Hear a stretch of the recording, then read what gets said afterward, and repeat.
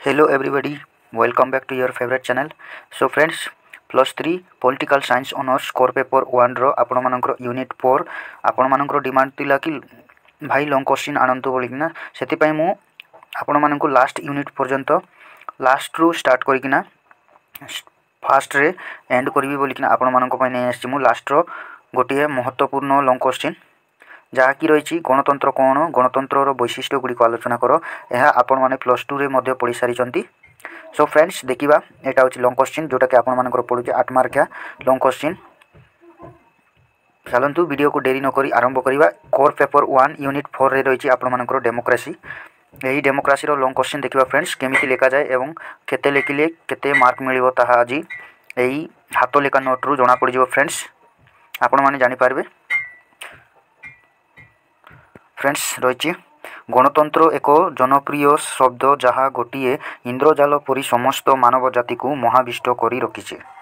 Friends गण माने लोकतंत्र अर्थ शासन यही गणतंत्र एक जनप्रिय जनप्रिय माने लोक मानकर प्रिय शब्द जहाँ गोटे इंद्रजाल परी समग्र मानव जाति को महाविष्ट करी रखी समस्त मानव जाति को एकत्रित करी रखी। गणतंत्र अर्थर विभिन्नता और ताहार परिसर व्यापकता एपरी जे उणा अधिक विश्वर प्रत्येक राष्ट्र विश्वर प्रत्येक राष्ट्र और प्रत्येक मनीष निजक गणतंत्रवादी बोली प्रत्यक्ष बा परोक्ष भाव दाबी करते।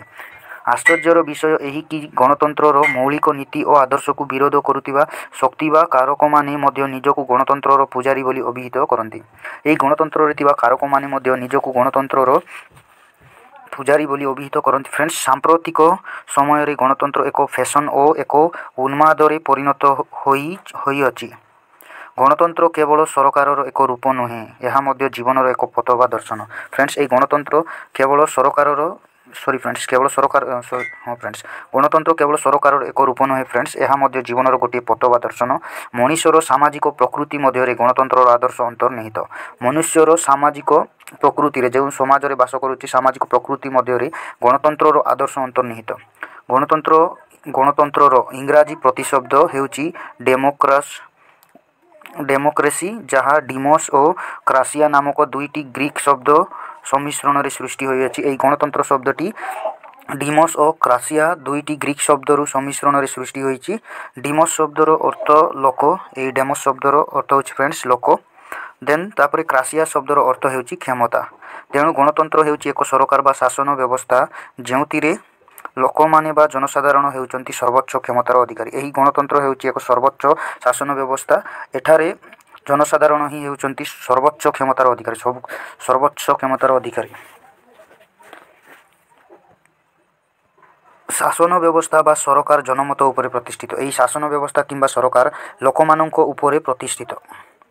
तापर फ्रेंड्स आगे देखिले गणतंत्र अर्थ कौन केउटिरु उद्धृत होईछि ताहा रहिछि। तापर आपण माने लिखिबे डेफिनेशन जोटा कि संज्ञा गणतंत्र संज्ञा जहाँ फल कि आपण माने एई सब लिखिले आपण मानक भलो मार्क मिल पारिबो। सेति पई मु आपण मानक पई एमिति लिखिकिना आनिछि हाथ लेखा नोट्स। फ्रेंड्स यहा को हाथ चोड़ा करंतु नाही 100% फर्स्ट सेमिस्टर रे आपण मानकर एई क्वेश्चन पढिबार चांसेस अछि। सो आपण माने यहा को भलसे टिके देखितांतु। देखिबा फ्रेंड्स एई गणतंत्र को नहीं किना किए को मत देइचंती। गणतंत्र को नहीं विभिन्न दार्शनिक अनेक मत पोषण करिचंती। सेही मत गुड़िक निम्नलिखित।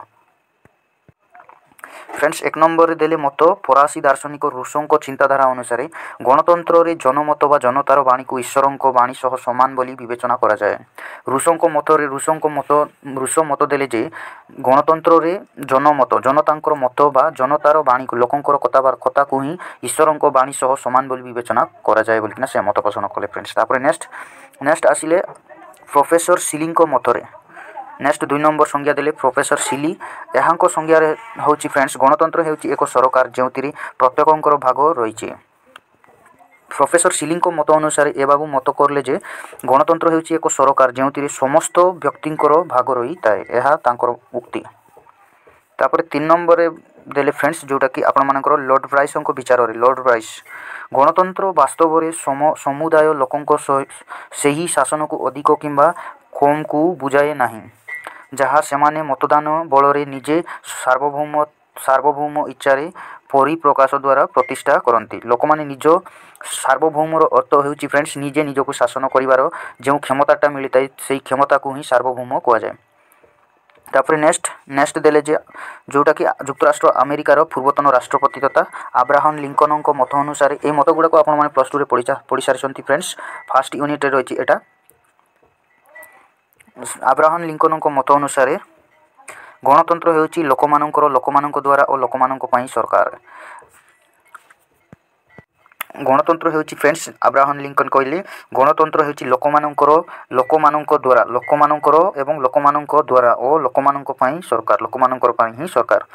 ତାପରେ ଆସିଲା ଫ୍ରେଣ୍ଡସ୍ ନେକ୍ସଟ ପଏଣ୍ଟ ଆସିଲା ଆପଣମାନଙ୍କର এই ইন্ট্রোডকশন এবং ডেফিনেসন লিখি সারা পরে যে টপিক পচারছি ফ্রেন্ডস সেই টপিক উপরে আপনার লং কোশ্চিন লিখবে। সো ফ্রেন্ডস আমি বৈশিষ্ট্য বা লক্ষণ পচারছি তো আমি গণতন্ত্র লক্ষণ বা বৈশিষ্ট্য ক্যারেক্টরিস্টিক অফ ডেমোক্রেসি ଏହା ଦେଖିବା।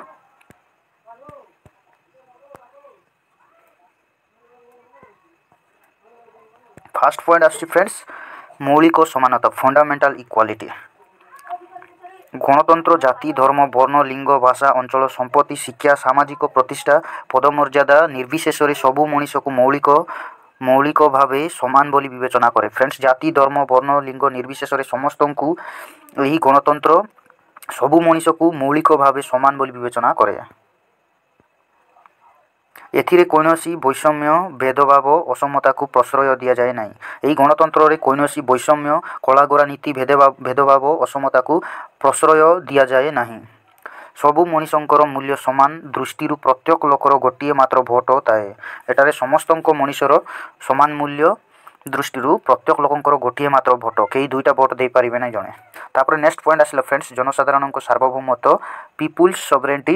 ଜନସାଧାରଣ ଲୋକମାନଙ୍କର ଯେଉଁ ନିଜକୁ ନିଜେ ଶାସନ କରିବାର କ୍ଷମତା ସାର୍ବଭୌମତ୍ୱର ଅର୍ଥ ହେଉଛି ନିଜକୁ ନିଜେ ଶାସନ କରିବା। ଏହି କ୍ଷମତାକୁ ସାର୍ବଭୌମତ୍ୱ କୁହାଯାଏ ସଭରେଣ୍ଟି।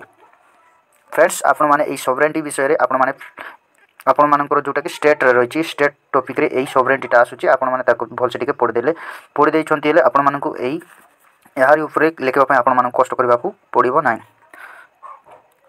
ଫ୍ରେଣ୍ଡସ୍ ତାର ଏକ୍ସପ୍ଲେନ୍ କ'ଣ ରହିଛି ଦେଖିବା। ଗଣତନ୍ତ୍ର ହେଉଛି ଜନତାଙ୍କ ଶାସନ। ଏହି ଗଣତନ୍ତ୍ର ହେଉଛି ଲୋକମାନଙ୍କର ଶାସନ। ଏଥିରେ ଜନସାଧାରଣଙ୍କ ହାତରେ ସାର୍ବଭୌମ କ୍ଷମତା ବା ସର୍ବୋଚ୍ଚ କ୍ଷମତା ନ୍ୟସ୍ତ ଥାଏ। ଏହି ଗଣତନ୍ତ୍ର ବ୍ୟବସ୍ଥାରେ ଲୋକମାନଙ୍କ ହାତରେ ଏହି ସାର୍ବଭୌମ ନିଜକୁ ନିଜେ ଶାସନ କରିବାର କ୍ଷମତା ନ୍ୟସ୍ତ ଥାଏ ବା ଲୋକମାନଙ୍କ ପାଖରେ ଥାଏ। ପ୍ରତ୍ୟକ୍ଷ ଗଣତନ୍ତ୍ରରେ ଏହି କ୍ଷମତା ଜନସାଧାରଣ ସିଧାସଳଖ ବ୍ୟବହାର କରନ୍ତି। ପ୍ରତ୍ୟକ୍ଷ ଗଣତନ୍ତ୍ରରେ ଫ୍ରେଣ୍ଡସ୍ ଅନ୍ୟ ଉପରେ ଡିପେଣ୍ଡ ନୁହେଁ, ସିଧାସଳଖ ଭାବରେ ବ୍ୟବହାର କରନ୍ତି। ପରୋକ୍ଷ ଗଣତନ୍ତ୍ରରେ ଜନପ୍ରତିନିଧିଗଣ ଏହି କ୍ଷମତା ବ୍ୟବହାର କଲେ ମଧ୍ୟ ଜନସାଧାରଣଙ୍କ ହାତରେ ସର୍ବେସର୍ବା କ୍ଷମତା ନ୍ୟସ୍ତ ଥାଏ। ପରୋକ୍ଷ ଗଣତନ୍ତ୍ରରେ କିନ୍ତୁ ଜନପ୍ରତିନିଧି ମାନେ ଲୋକମାନେ ଯେଉଁ ପ୍ରତିନିଧିକୁ ବାଛିଥିବେ ଏହି କ୍ଷମତାକୁ ସେମାନେ ବ୍ୟବହାର କଲେ ମଧ୍ୟ ଜନସାଧାରଣଙ୍କ ହାତରେ ସର୍ବଶେଷ କ୍ଷମତା ଥାଏ, ସବୁ କ୍ଷମତା ଥାଏ। ତାପରେ ନେକ୍ସଟ ପଏଣ୍ଟ ଆସିଲା ଫ୍ରେଣ୍ଡସ୍ 3 ନମ୍ବର ପଏଣ୍ଟ ଆସିଲା ଆପଣମାନଙ୍କର ଜନମତର ଗୁରୁତ୍ୱ ଇମ୍ପୋର୍ଟାନ୍ସ ଅଫ୍ ପବ୍ଲିକ୍ ଓପିନିଅନ୍। ଲୋକମାନଙ୍କର ଗୁରୁତ୍ୱ କ'ଣ ହେବା ଉଚିତ ଏହା ଆସିଲା ଫ୍ରେଣ୍ଡସ୍। ଗଣତନ୍ତ୍ର ସରକାର ଜନମତ ଉପରେ ପ୍ରତିଷ୍ଠିତ ଓ ଜନମତ ଦ୍ୱାରା ପରିଚାଳିତ। ଜନସାଧାରଣ ଅଥବା ସେମାନଙ୍କ ପ୍ରତିନିଧିମାନଙ୍କ ସଂଖ୍ୟାଗରିଷ୍ଠ ମତରେ ନିଷ୍ପତ୍ତିମାନ ଗୃହୀତ ଓ କାର୍ଯ୍ୟକାରୀ ହୁଏ। ସଂଖ୍ୟାଲଘୁ ମତକୁ ସମ୍ମାନ ଦିଆଗଲେ ମଧ୍ୟ ସଂଖ୍ୟାଗରିଷ୍ଠ ମତର ପ୍ରାଧାନ୍ୟ ରହେ। ନିର୍ବାଚନ ବ୍ୟବସ୍ଥାପକ ସଭା ଓ ସ୍ୱାଧୀନ ଗଣମାଧ୍ୟମ ଦ୍ୱାରା ଜନମତ ପ୍ରତିଫଳିତ ହୁଏ। ଏହି ନିର୍ବାଚନ ବ୍ୟବସ୍ଥାପକ ସଭା ଓ ସ୍ୱାଧୀନ ଗଣମାଧ୍ୟମ ଦ୍ୱାରା ଜନମତ ପ୍ରତିଫଳିତ ହୁଅନ୍ତି ଫ୍ରେଣ୍ଡସ୍। ତାପରେ ନେକ୍ସଟ ପଏଣ୍ଟ ରହିଛି ଆଇନର ଶାସନ ରୁଲ୍ ଅଫ୍ ଲ। ଗଣତନ୍ତ୍ରରେ ଆଇନର ଶାସନ ଚାଲେ, ଅର୍ଥାତ୍ ଆଇନ ସମସ୍ତଙ୍କ ଊର୍ଦ୍ଧ୍ୱରେ, ଆଇନ ସମସ୍ତଙ୍କଠାରୁ ଊର୍ଦ୍ଧ୍ୱରେ। ସାଧାରଣ ଜନତା ଓ ଶାସକ ବର୍ଗ ସମସ୍ତେ ଆଇନ ଆଗରେ ସମାନ। ସାଧାରଣ ଲୋକ ଏବଂ ଶାସକ ଗୋଷ୍ଠୀମାନେ ସମସ୍ତେ ଏହି ଆଇନ ଆଗରେ ସମାନ, କେହି ଆଇନଠାରୁ ଊର୍ଦ୍ଧ୍ୱରେ ନାହାନ୍ତି। ଆଇନ ସମସ୍ତଙ୍କ ପ୍ରତି ନିରପେକ୍ଷ ସମାନ ଓ ଉଚିତ ବ୍ୟବହାର ପ୍ରଦର୍ଶନ କରେ। ସମସ୍ତଙ୍କୁ ସମାନ ଭାବରେ ସମାନ ନିରପେକ୍ଷ ଏବଂ ସମସ୍ତଙ୍କୁ ସମାନ ପ୍ରଦର୍ଶନ କରେ ଫ୍ରେଣ୍ଡସ୍ ଏବଂ ସମସ୍ତଙ୍କୁ ନ୍ୟାୟ ପ୍ରଦାନ କରେ ଏବଂ ସମସ୍ତଙ୍କୁ ଜାତି ଧର୍ମ ନିର୍ବିଶେଷରେ ସମସ୍ତଙ୍କୁ ଗଣତନ୍ତ୍ର ନ୍ୟାୟ ପ୍ରଦାନ କରେ। ଆଇନର ପ୍ରକ୍ରିୟା ଅନୁସାରେ ପୁରସ୍କାର ବା ଦଣ୍ଡ ମିଳେ। ଆଇନ ଅନୁସାରେ ପୁରସ୍କାର ବା ଦଣ୍ଡ ମିଳେ।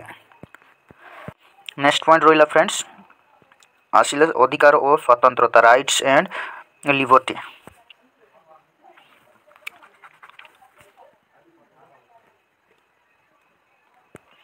गणतंत्र जनसाधारण को केतेक मौलिक अधिकार और स्वतंत्रता प्रदान करा जाए। फ्रेंड्स, ये गणतंत्र व्यवस्था रे लोक मानू मौलिक अधिकार माने खाद्य वस्त्र बासगृह इत्यादि यही गुड़ा को ही मौलिक अधिकार कहुए। यही सब प्रदान करा जाए। यह बिना गणतंत्र पंगु हो जाए।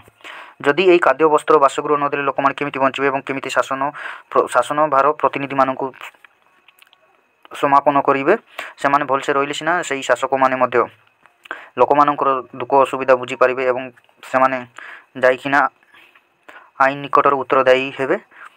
केतेक मौलिक शर्तर उपस्थिति व पूरण द्वारा अधिकार और स्वतंत्रता उपभोग करि हुए। केतेक मौलिक शर्त उपस्थिति और पूरण द्वारा अधिकार और स्वतंत्रता उपभोग करि हुए। धर्मग्रहण, धर्म पालन अधिकार, व्यक्तिगत अधिकार, जीवन धारण करिवार अधिकार, संपत्तिगत स्वाधीनता आदि एथिरे अंतर्भुक्त अछि।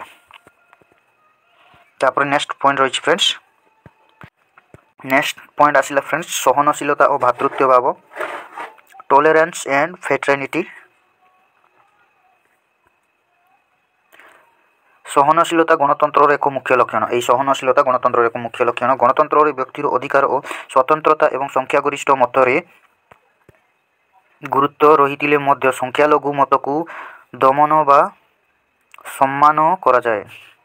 सफल गणतंत्र निमंते विपक्ष बा विरोधी मत को सह्य करा जाए। शासनतंत्र को श्रृंखलित और दायित्ववान करने परोक्ष गणतंत्र एक स्वीकृत विरोधी दल थाए।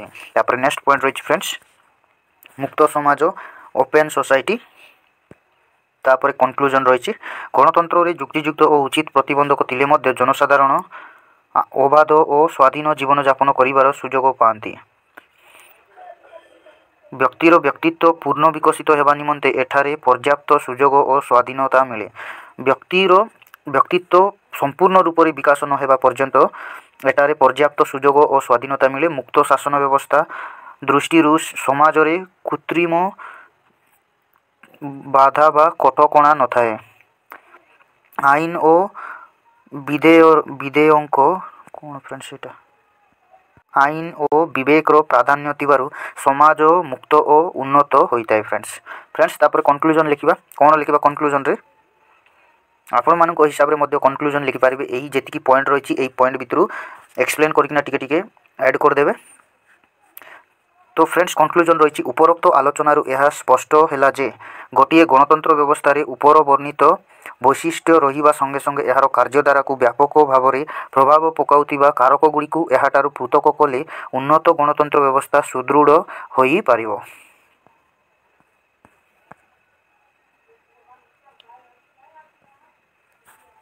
सो फ्रेंड्स लास्ट रे गोटे कथा कहबार थिला आपण मानकु मु फास्ट रे कहि देइथिले भल हितांता किंतु मु भूली गली। सो फ्रेंड्स आपण मानकु